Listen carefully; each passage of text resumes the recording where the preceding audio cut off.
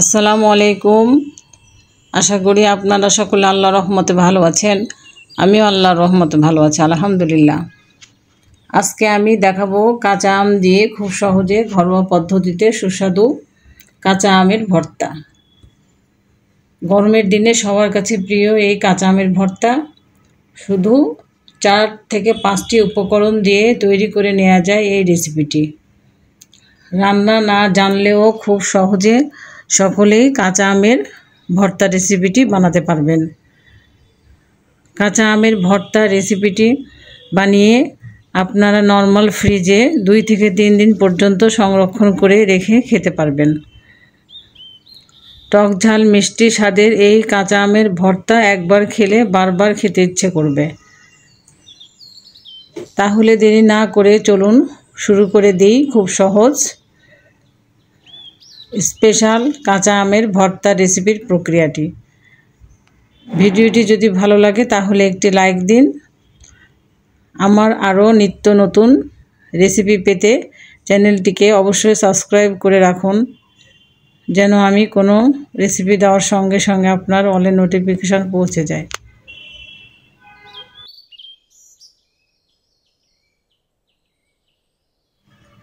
আমি এখানে বড় দেখে 2টো আম নিয়েছি। আমগুলোকে প্রথমে আমি ধুয়ে নিয়েছি।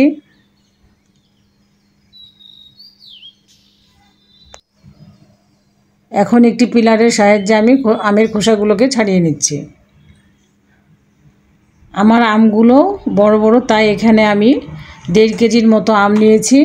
2টো মিলিয়ে আমার 1.5 কেজি হয়েছে। আম নেওয়ার কোনো পরিমাপ নেই, তবে আপনারা যতটুকু ভর্তা বানাবেন নিজের ইচ্ছে অনুযায়ী ততটুকু আম নেবেন।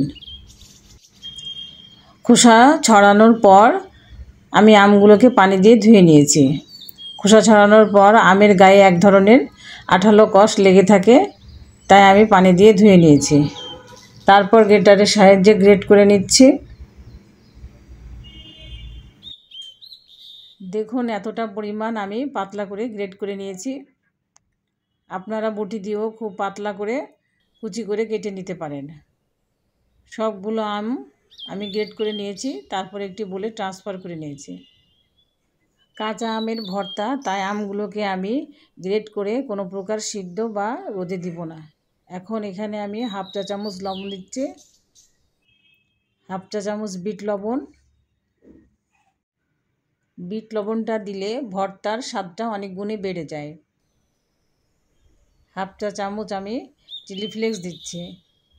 চিলি ফ্লেক্সটা আমি শুকনো লাল মরিচগুলোকে চুলোতে কিছুটা তেলে গুঁড়া করে নিয়েছি।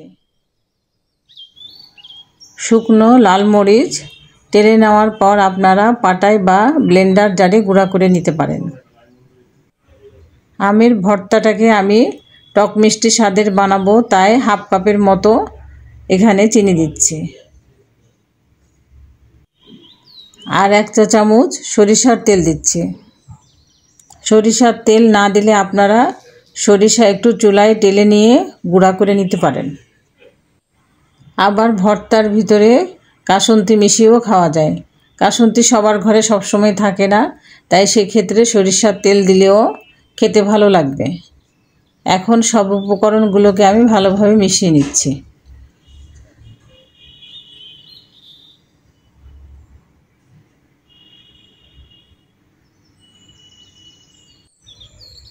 এই যে দেখুন আমার কাঁচা আমের ভর্তা সম্পূর্ণ রেডি হয়ে গেছে। মাশাআল্লাহ, লুকটা কতটা সুন্দর ও লোভনীয় হয়েছে। আপনারা নর্মাল সবজি ভাতের সাথে পাশাপাশি 1 থেকে 2 টেবিল চামচ নিয়ে মিশিয়ে খেতে পারেন। আপনারা এই কাঁচা আমের ভর্তাটি না বানিয়ে খেলে বুঝতেই পারবেন না যে এটা কতটা খেতে সুস্বাদু লাগে।